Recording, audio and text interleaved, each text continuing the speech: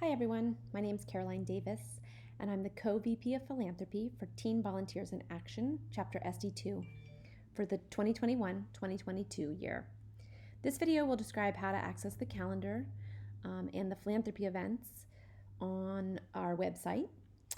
I'll talk to you about how to register, how to get on a wait list, how to cancel if necessary, and then also talk to you about where the Flex event information is. So as you know, each parent has their own account, and then each teen has his own account. And when you're signing up for philanthropy events, you need to make sure that you're signing up for them through your teen account, not through the parent account. The parent account is only used for signing up for parent meetings. Okay, so there are two different ways to sign up through your teen account. One way is to go to TVIA.memberportal.org. That will bring you to the credentials screen, and you'd put in the credentials for your teen and click login. This is my son's account, so it will say hi Seth, and it will show you up in the upper right hand corner that you are in Seth's account. The other way to do it is to sign in using the parent credentials and then toggle to the son's account. I have some test events that I've set up so that I can show you how to do that. But let's start out in my son's account because that's generally how I do it. Now, a note about this homepage here. If you ever wonder how many of the philanthropy event requirements you've completed and how many you have left to do, you can just go to this little link below your son's name and click on requirements, and it will tell you what you've completed. Remember, it does take about 1 to 2 weeks to register all of the information. So if you do an event, give it a couple weeks before checking back to see whether or not that requirement has been fulfilled. Okay, so let's look at the calendar from my son's account. You go into the third tab, it says calendar, and you can just view all. And you'll see in this calendar that, sorry, slow internet, that I have set up a number of test events. Just ignore these. You'll see our kickoff also over here, and you'll see that my son is actually registered for it. It's turned green and it says registered. And then if you keep clicking onto September and October, you'll see that we have all kinds of events on our calendar. So let me just talk about the events. When you're signing up, most of our events have all written in front of the event. This just means that there's no age or grade requirements, that all of our members are welcome to register for that event. Sometimes our philanthropy partners will limit their event to a certain age or a certain grade, and in that case, we will write that before the event on the calendar. So down here on the 3rd of October, there's a Burrito Boys event, and it says 16 and older. Okay, if you go back to September and you look at September 25th, there's a USS Midway event, and it's just for high schoolers, or HS here. So make sure to take a look at that before you register. Something else to look at on our calendar is, because of COVID, while TVIA itself doesn't have a requirement that you're vaccinated or anything to participate in the events, some of our philanthropy partners do require that. And when they do, we will make a note of that. So for example, on the 3rd of October, for Burrito Boys, it says that the philanthropy requires proof of vaccination to participate. Now, we do not verify that ourselves. We ask that they verify it. So you'd have to bring your card with you to the event and show them, or maybe email them a copy of the card. We'll let you know what you're supposed to do when you click on the event and read the instructions. So let's just do that. I'll show you what an event looks like. So this is Burrito Boys. I just clicked on it. When you open up one of these events, it will remind you that you're viewing as yourself, which is whoever account you're in.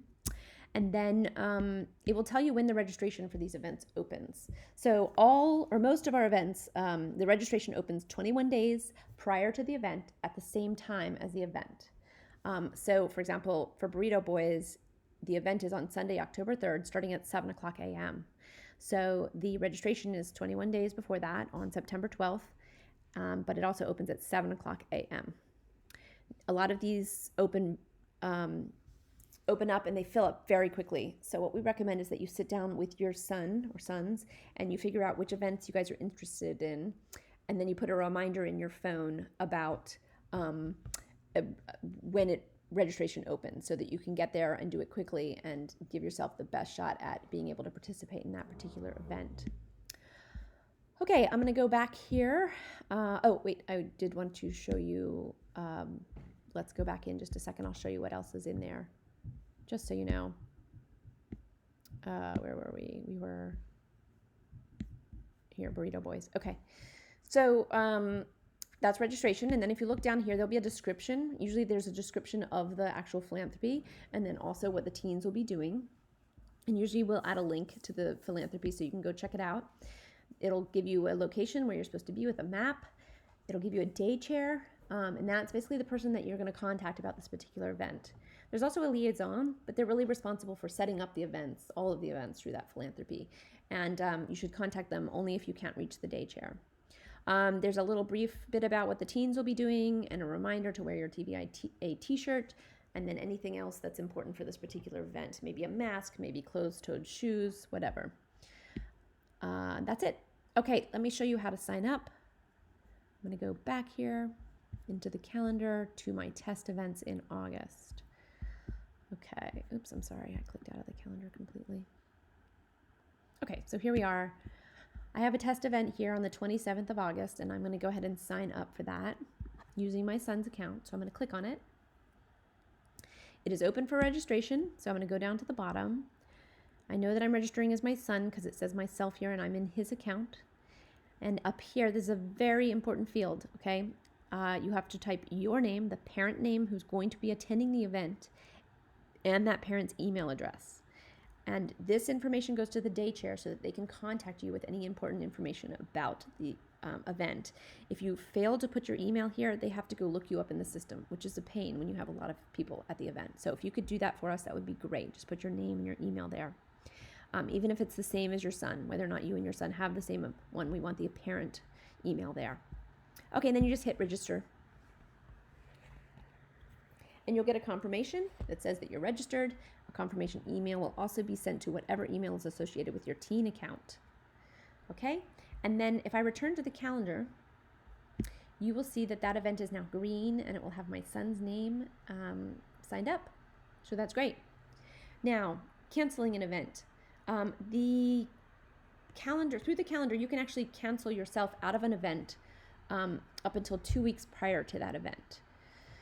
After the 2-week point, we ask that you contact the day chair and just let them know. If there's not a day chair yet because of this weird COVID stuff that we're in, go ahead and contact the liaison, but let them know that you need to cancel.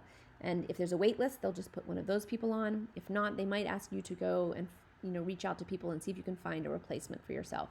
Remember, we do have a working relationship with these philanthropies, and we have promised them a certain number of volunteers for each event. So we want to definitely follow through with that. So if you're not able to make it and you signed up for it, please be prepared to find somebody to take your place. And we do ask that you not cancel any closer than 48 hours in advance of the event, unless, of course, there's an illness or an injury. Okay, so I'm going to cancel out of here. They'll say that I did the wrong thing, or I realized I couldn't make that date and I need to cancel. I would click on the event. Sorry, because I have to go back to it here. It's not working. I'll click on the event. Go down to the bottom where I hit register last time, and I will just click cancel reservation. That button disappears, like I said, within 2 weeks of the event. And so then you just have to contact your liaison or your day chair. Okay, so that's how you sign up for an event through your teen account. Now, let me talk about one more thing while I'm in my son's account, and that is if there's a wait list, how to get on the wait list. And then I'll go back and show you how to sign up through the adult account. So I'm going to go here where I have a wait list. I've added a number of our teens to it so that it's full. I'm going to click on that one. And I'm already on the wait list here. Let me leave the wait list so I can show you how to get back on it. Sorry. Okay, let me go back to this event. Okay. I'm viewing as myself, and the event is full. So I'm going to go down to the very bottom here, and it says join the wait list. So I want to make sure that I'm still in my son's account and signing in as him, registering as him, and then I'm going to put my name and my email address so that I don't make extra work for the day chair. And then I'm going to click join wait list. I'll get a confirmation that I'm on the wait list, and then if I return to the calendar, it should be it should let me know.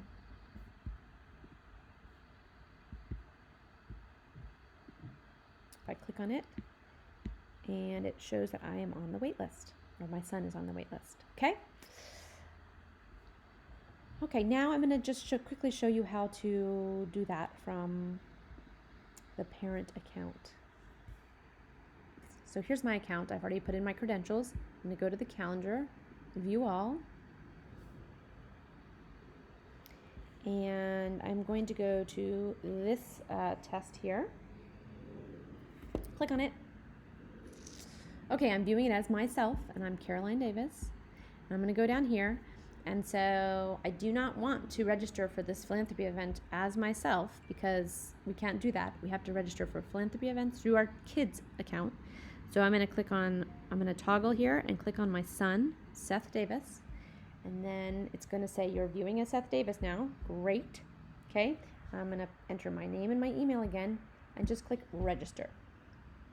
Okay, now I've signed my son up for the event, but through my account. And if you have multiple teens, you would go here, click here to register or cancel registration for another related account. I would just go here, and then you can toggle to, both sons will show up here, and you can just toggle to your other son, put your name in here, name and email address here, and click register again. Okay, now let's just go to the calendar, view all, and make sure. Oh, I'm in my account, so it actually won't come up, but under his account, it should come up that he's registered for that. Okay, one last thing before I stop, which is I want to show you how to find out information about our flex events. So a flex event is just an event that you do on your own. It's not on the calendar. You find an organization that you want to work with. You do 2 hours of volunteering at minimum. You get somebody to sign off on your flex event form from the philanthropy, and then you submit it through your teen account. Now, under the chapter information, if you scroll down to flex event information, there are 2 sub-tabs. There's submit flex event form through your teen account, and there's ongoing flex events. If you click on ongoing flex events, it will give you some information about how to do all of that. There are some philanthropies that we've already pre-approved, so you can just pick one of those and go ahead and do it. Complete your flex event form, submit it through your teen account, and you will get credit for it. If you don't know what you want to do, there are some suggestions for some other philanthropies down here under possible flex events and resources: Feeding San Diego Food Bank, Serving Seniors, Missing Maps. These are things that other people have done and enjoyed, so you can look here for some ideas, or you might have an idea of your own. And if so, you just have to get approval for it before doing the event. So what you would do is email the AVP of Philanthropy. Make sure you're in the SD2 chapter, and it's Amy Gibson for this year. So you would just email her, and you would ask her to approve this flex event, give the philanthropy name and the number of hours you plan to work. And once she approves it, then you can download your flex event form, take it with you, do your 2 hours, get somebody to sign off of it, and then submit it through your teen account. So that's it for today. Just feel free to reach out if you have any questions at all. We're here to help you. Thanks so much. Bye-bye.